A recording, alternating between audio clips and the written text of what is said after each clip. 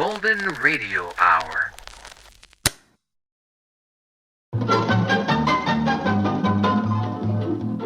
This is Nightline, your tie line to the world, and this is Walter O'Keefe. Tonight, a visit to worlds strangely different from ours, the world of the future, the world of X-1.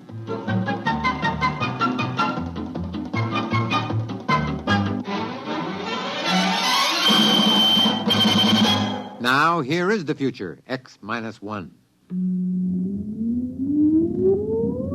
Countdown for blast off.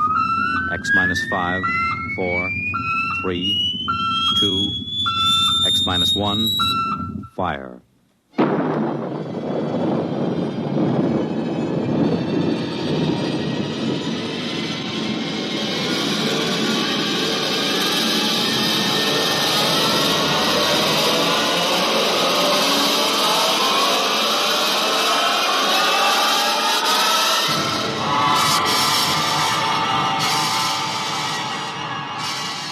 From the far horizons of the unknown come tales of new dimensions in time and space.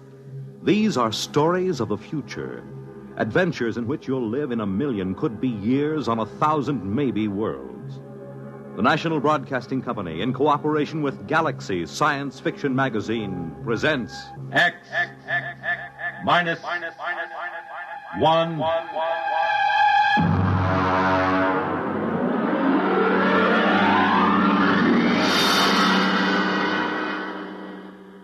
Tonight, The Coffin Cure by Alan Norse. But first, hear this. The scene of America's first Thanksgiving celebration. The top Big Ten football game of the day. One of the most unusual excursions on which a radio audience has ever been taken. These are just a few highlights of the weekend Monitor has planned for you. To help set the mood for the coming Thanksgiving holiday, Monitor takes you on a visit to the banks of the James River at Berkeley Plantation, Virginia. The scene of America's first Thanksgiving celebration more than 300 years ago. For sports fans, Monitor takes you to Michigan Stadium at Ann Arbor for the big Michigan-Ohio State football game. And for everybody, a most unusual listening experience as Monitor takes you behind the walls of Leavenworth Penitentiary. You'll learn of this famous prison's operation from Warden C.H. Looney. Sit down to lunch with its inmates. Learn from them how confinement behind prison walls affects a man. Learn of their opportunities for rehabilitation. There'll be celebrities, music, news, and sports. All on Monitor all weekend long, beginning Friday night over most of these NBC stations.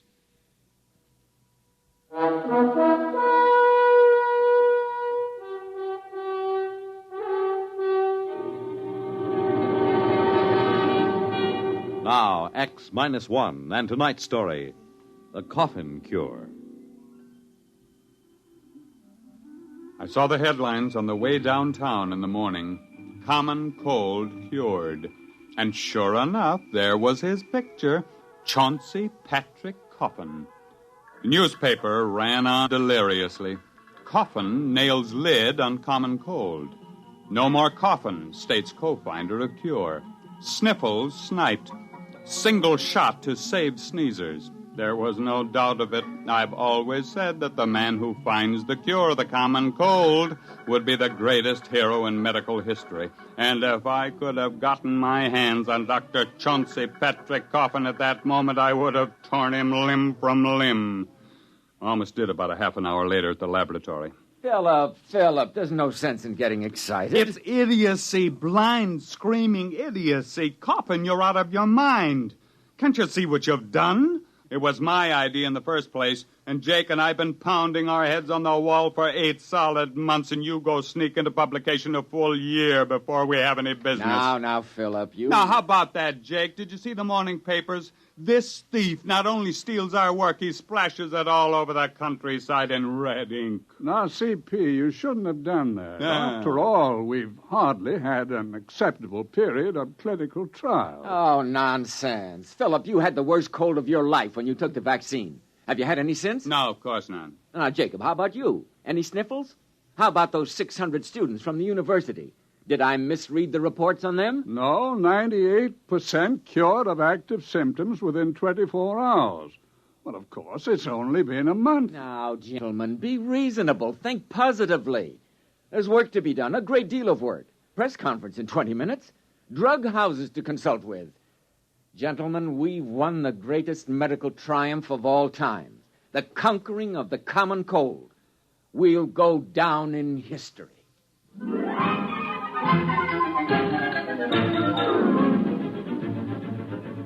He was right on that point, at least. We did go down in history. Of course, it was the biggest story of the year. In medical circles, it was called the Coffin multicentric upper respiratory virus-inhibiting vaccine. Newspapers just called it the Coffin Cure. The men from the government bureaus came first, and then 17 pharmaceutical houses descended with production plans, cost estimates, colorful graphs. One laboratory promised a vaccine in 10 days. Another guaranteed it in a week. The first actually appeared in 3 weeks and 2 days to be soaked up in 2 hours by a thirsty sponge of cold, weary humanity. Express planes were dispatched to Europe, Asia, Africa with a precious cargo. 1 million needles pierced 1 million hides, and with a huge convulsive sneeze, mankind stepped forth into a new era. There were abstainers, of course, there always are. One of them, for example, my wife, Ellie. Now, Phil, you can talk all you want to. I don't want any cold shots. You've had this cold for 2 solid months now. There just isn't any sense to it. I don't want any cold shots. But why not? Just one little needle. You hardly feel it. You know I don't like needles. Oh, Ellie. Oh, why don't you leave me alone? Go take your nasty old needles and stick them in people that want them.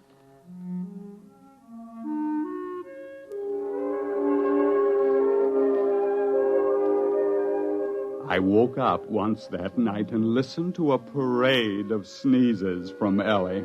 I rolled over and frowned to myself. It was ignominious in a way. The wife of one of the cold cure discoverers was refusing the fruit of all those months of work. When I woke up in the morning, I thought I was suffocating. Hey, Ellie! Ellie! Ellie! I'm choking! Ellie! What did you do? Hey, what's burning? Hey, Ellie! Somebody's burning down the house! Oh, what are you talking about? It's just the toast. I burned it. Well, it's awful. What's happened here? I'm making breakfast. But don't you smell it? Of course not. It's just bacon and eggs and toast. Oh, you mean you don't smell anything strange? I don't smell anything, period, with this cold. But, say, did you put on fresh perfume this morning? Before breakfast? Don't be ridiculous. Not even a drop? Not one drop. This must all be in my mind, or I'm imagining things, that's all. I'm working too hard. Say, wait a minute. Ellie, give me my hat. I've got to get down to the laboratory, quick.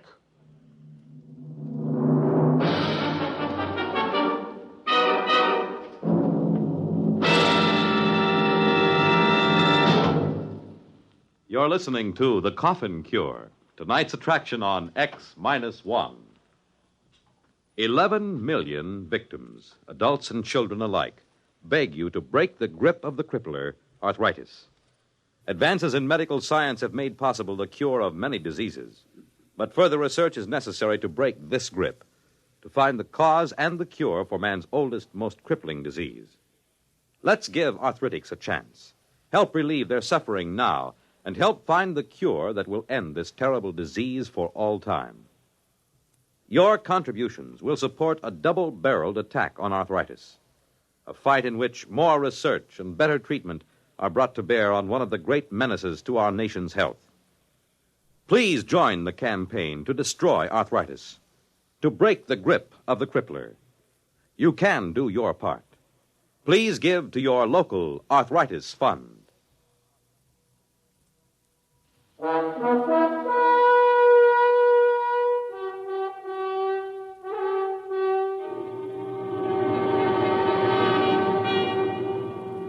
back to X-1 and the Coffin Cure. It grew worse all the way downtown. I fought down nausea as the smell of damp, rotting earth rose from my front yard. The neighbor's dog dashed out to meet me, exuding the great-grandfather of all dog odors. The crowded bus was a nightmare. I could tell that the bus driver had salami for supper the night before. My stomach began to roll, and I barely made it off the bus. I met Jake Miles at the laboratory. Did Coffin come in yet? Oh, he's in there. He's got the door locked. You got it, too? Yeah, Coffin! Now, don't come too close. You got it, too? When did it start for you? Right after supper last night. I thought I was going to suffocate. I got up and walked the streets all night. What a stink. I got it sometime this morning. But I don't understand. Nobody else seemed to notice anything. You forget something. We were the first 3 to take the Coffin Cure, remember? You and me and Jake 2 months ago. But what's happened? Those foul smells everywhere. Every odor in this town has suddenly turned foul. Magnified, you mean? I don't think the smells have changed any. Well, but what is it then? Our noses have changed, obviously. Look at our experimental dogs. They never had colds, and they practically lived by their noses. Other animals all depended on their sense of smell for survival. They don't get colds either. The multicentric virus hits primates only, and it reaches the fullest power in man alone. But I don't get it. Why should it smell this way? I haven't had a cold in ages. Of course not. That's just the point. Look, why do we have any sense of smell at all? Because we have tiny nerve endings in the mucous membranes of our noses and throats. But we've always had the virus living there. Cold or no cold, it's always been there, except now, after the Coffin Cure. We got rid of the virus, remember? And now, for the first time, those nerve endings in our noses are just beginning to function. You mean you think it'll get worse? And worse, and still worse. Now, we're all in this together, Phil. It was your idea in the first place. You said so yourself. You can't leave me now. You can't. You can. You better answer your phone. Hello. I'm busy, and I can't see anyone, and I can't... What? Oh. What is it? There's a line of students outside the building. They're waiting to see me. Oh, Jake, Phil, they'll hang me. You've got to help me. Send down to the freezer and get all the live cold virus we can find. Get us some inoculated monkeys and a few dozen dogs. But you've got to help me. You've got to help me. And stop sniveling. You're the big publicity man around here. You're going to handle the screaming masses, whether you like it or not. We've got to find out how to catch the common cold again if we have to die trying.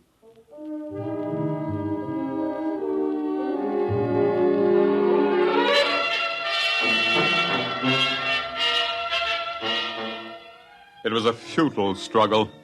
We sprayed our throats with enough pure culture of virulent live cold virus to have condemned an ordinary man to a cold for life. We didn't develop a sniffle. We injected the virus hypodermically, intradermally, intramuscularly, intravenously. We drank it. We bathed in it, but we didn't catch a cold. We wore wet clothes and sopping shoes to work, but we never felt better in our lives. I think you should all be locked up, taking a cold shower and then going out in the snow. You don't understand, Ellie. We've got to catch a cold. Why? Suppose you don't. What's going to happen? We had 300 students march on the laboratory today. The smells were driving them crazy. They couldn't even bear to be close to their best friends. Mm-hmm. Tomorrow, we'll have them back and 300 more. And what's going to happen when 15 million people find their noses suddenly turning on them? Ellie, we just did too good a job. We just can't catch cold. We just can't crack it. Those antibodies are just doing too good a job. Well, maybe you can find uncle bodies to take care of them. Oh, now, look, don't make bad jokes. I'm not making jokes. I don't care what you do. All I want is a husband back who doesn't complain how everything smells and who doesn't stand around in cold showers at 6 o'clock in the morning.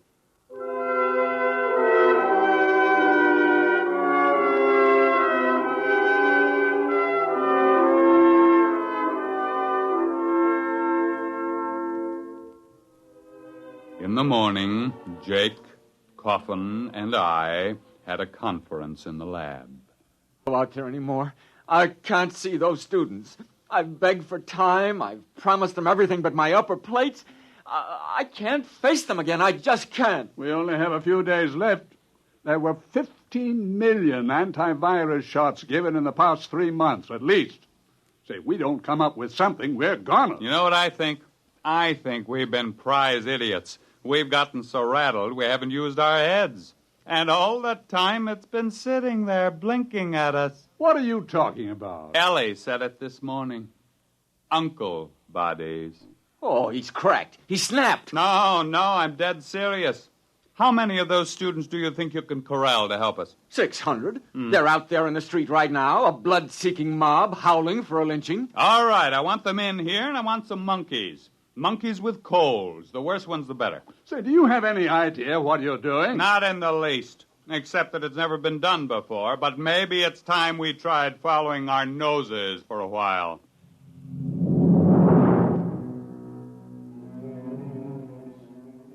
The tidal wave began to break 2 days later. Only a few people here, a dozen there, but we could tell it was coming. At the laboratory, the doors were kept barred, telephones disconnected. Jake rigged up some small gas masks, but it didn't do much good. But the work went on in spite of the smells, and you have no idea what a truckload of monkeys smells like, magnified 10,000 times. We had coal-ridden monkeys, sneezing, coughing, weeping, wheezing monkeys by the dozen. Culture trays bulged with tubes. Each day, 600 angry students holding their noses paraded through the lab, arms exposed. At the end of the week, half the monkeys were cured of their colds and couldn't get them back. And the other half had new colds and couldn't get rid of them. That meant we were on the right track. And then, 2 days later, Jake came into the laboratory triumphantly. Jake, what's the idea of bringing that dog in here? I've got 6 nose plugs, and they still don't do any good. But look at that puppy. Look at it. Watch him carefully. You hear? He sneezed. He's got a cold. That's the first dog in history that ever got a cold. And we've won.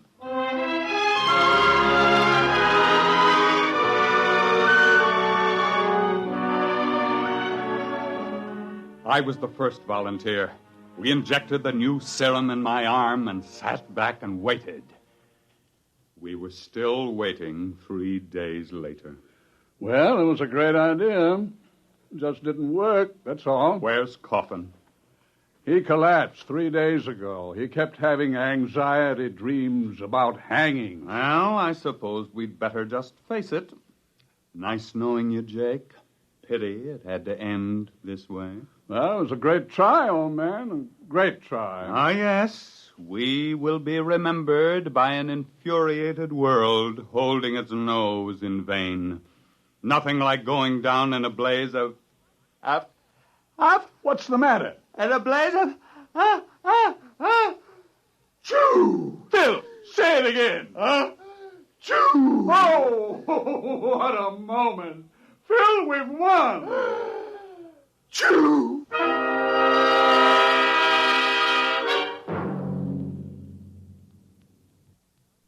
Now, just keep your feet in this warm bath, Phil, and drink plenty of hot lemon juice. You'll be all right. You see, it was your idea, the uncle bodies.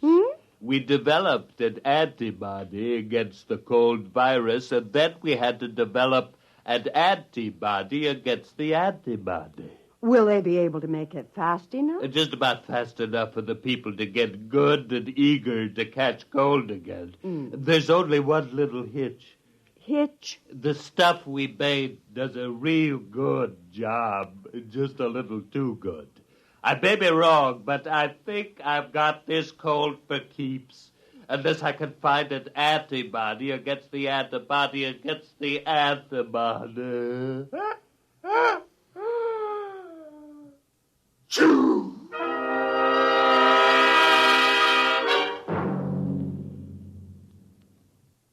Fred Collins again, and I'll have another word about X-1 in a moment.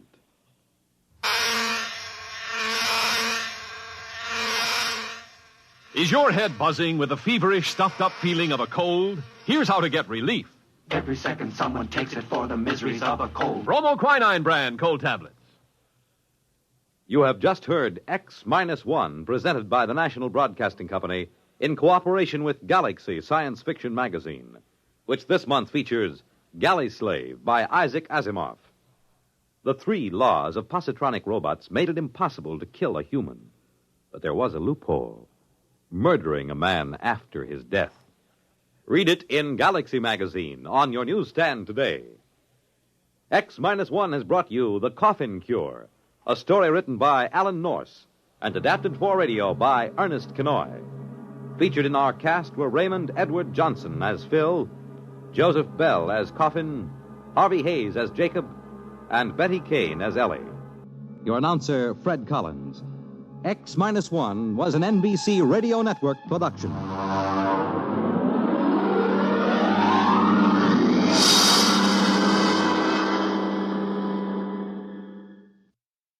There's excitement in the air at night, and Nightline brings it to you. Hear Nightline with Walter O'Keefe, next on most of these NBC stations.